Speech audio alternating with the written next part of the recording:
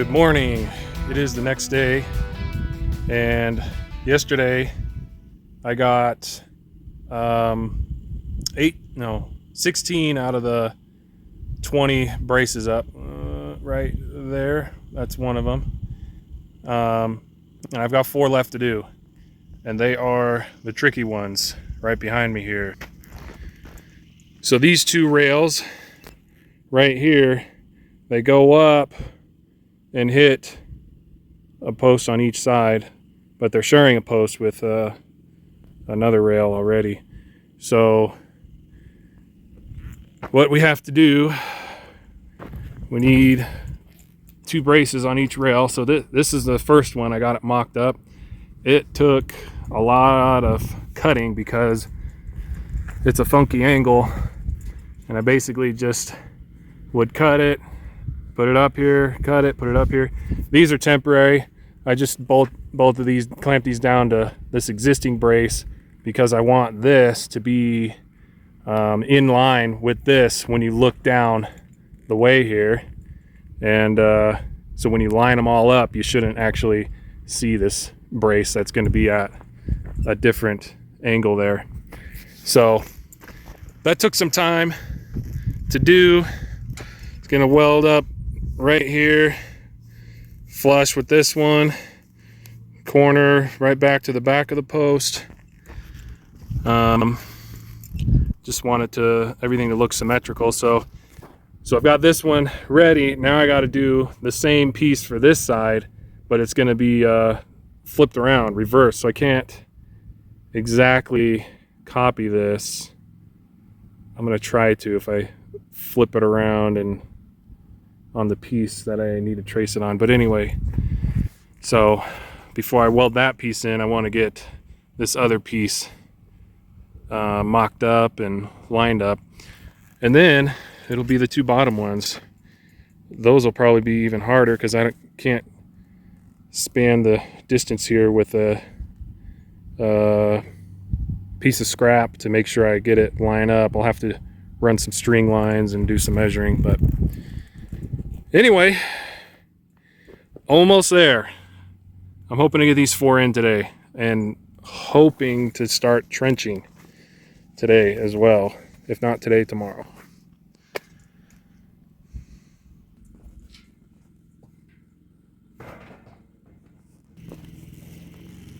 All right, so I need an identical piece for the next rail, except in reverse.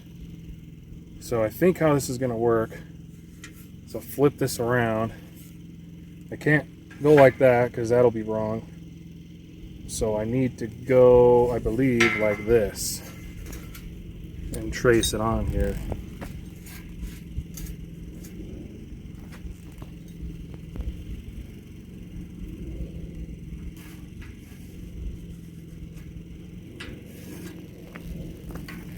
And just in case, I'll make this a little longer in case I'm wrong. I could just, maybe I should go longer than that. If I'm wrong, I can just cut a little. I can still use this piece and cut some off of it. That side.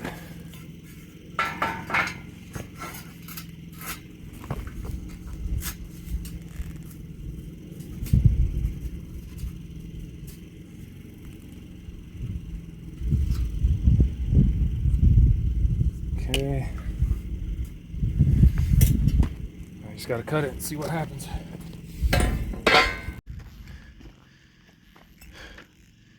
So that did the trick.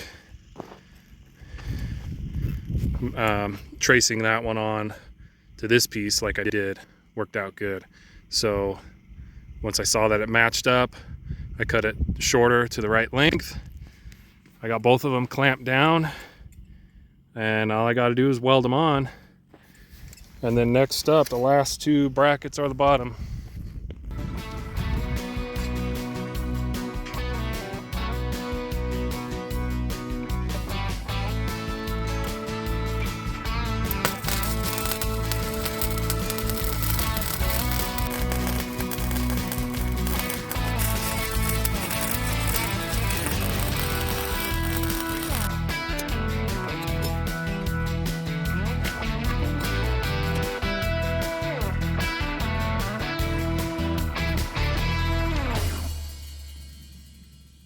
Alright guys, check it out. For the last two pieces, I had to do this funky cut right here on one end. The other end is just a square cut. But this piece in my hand is going to go here. And the other piece I already have clamped down there. And I got this here bracing it up. And it just goes right around this post. So I'll weld that all on. And that bracing is done.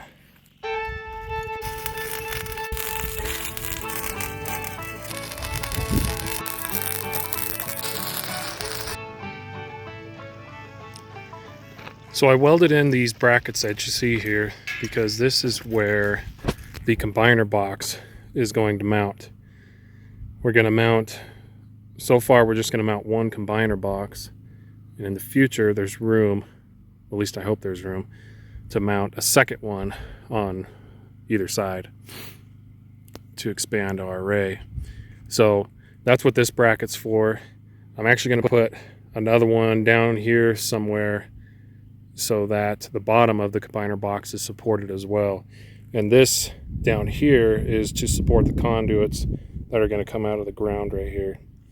And so what that means is we have to dig a trench right down the middle of this.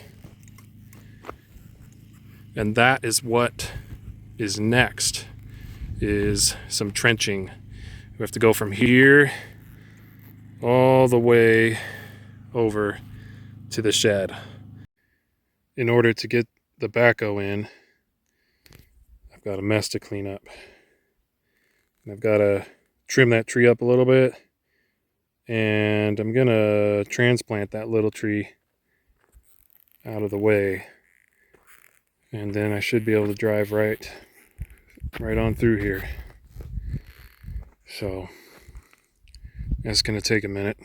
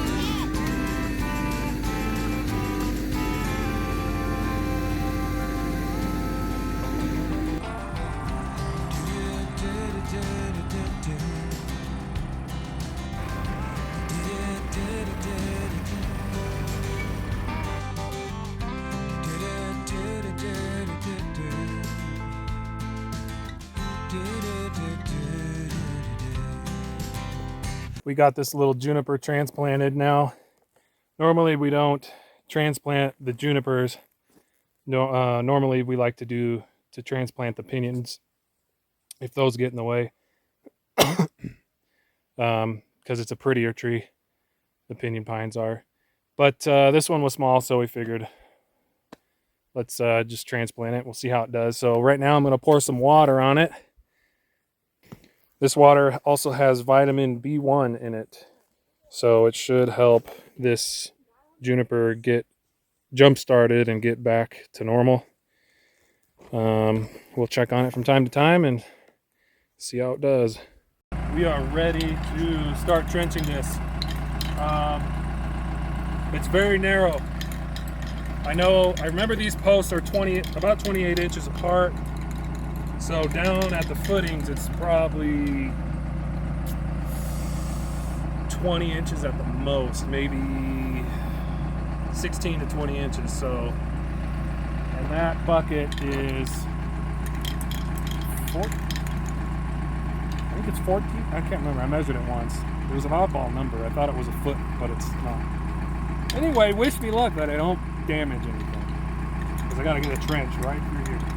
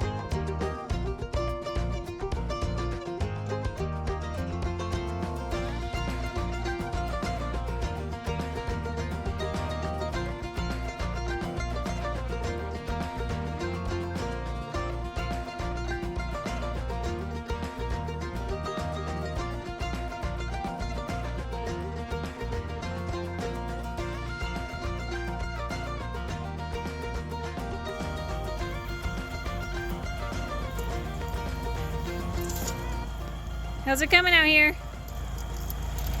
Nothing like backhoe work in the dark. Probably feels nice, though. It was kind of warm today. Oh, there's a praying mantis right there. Very nice. Yeah, I got pretty close to that eve right there. Not my. It worked out.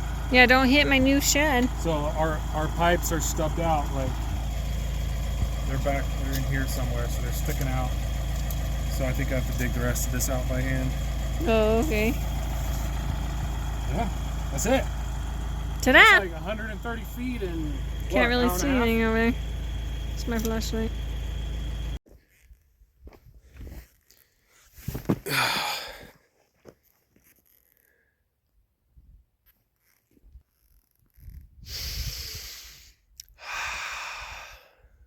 Love the smell of dirt in the morning.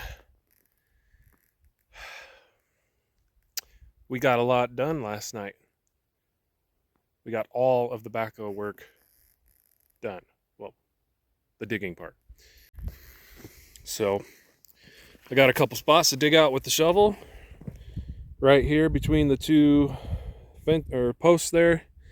And then we need to dig back a little bit more there to get closer to that.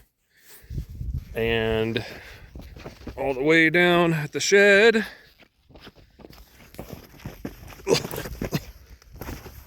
we have to level out the bottom of this trench as well.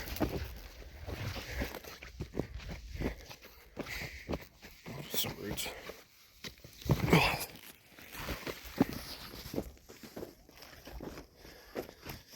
Turn here, gets a little crazy.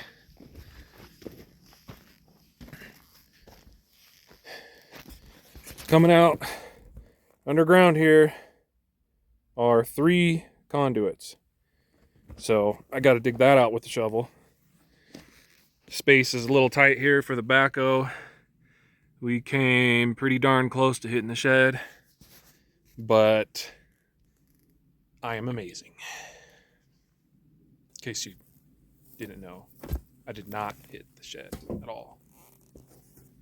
So a little bit of shovel work, then we can start putting pipe in the ground.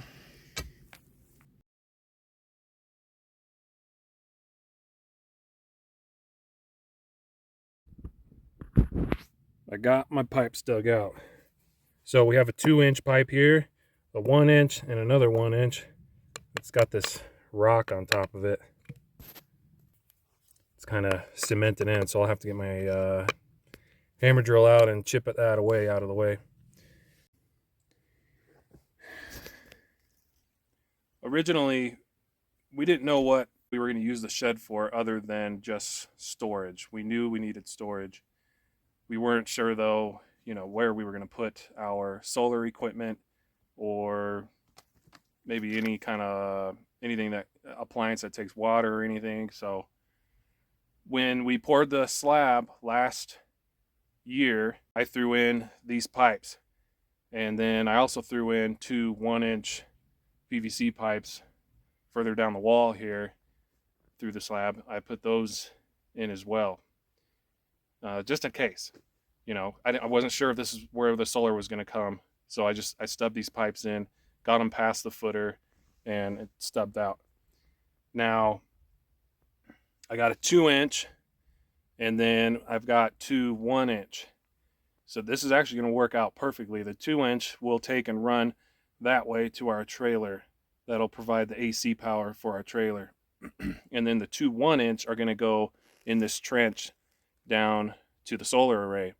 So, but really right now we don't even need 2 1-inch conduits. We could probably just get away with 1 3/4 because we're just bringing 4 8-gauge wires back from the array to here. But we know we're going to expand our solar array in the future. So why not run both conduits in the trench right now, and the other one will just be empty? We'll save ourselves quite the headache in the future because that'll eliminate having to dig the trench back up. So if you're doing solar and it's a pretty small array, and let's say you're not going to expand in the future, but what if you do? Throw in the extra pipe, throw in a pipe, do 1 inch instead of 3/4 at least. A lot easier to pull wire through a 1-inch conduit versus a 3/4, especially at long distances. This is a 130-foot run. So yeah, it'll cost a little extra, but man, it'll save your neck when you go to add on to your array. So I would suggest running an extra conduit.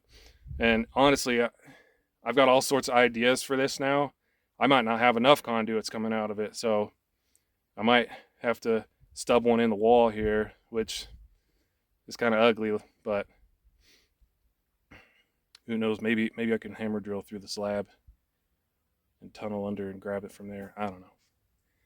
Anyway, think about the future. Even if you're sure you're not going to add to that array, if it's a small array, you never know, you might actually add to it. I gotta chip out this rock now.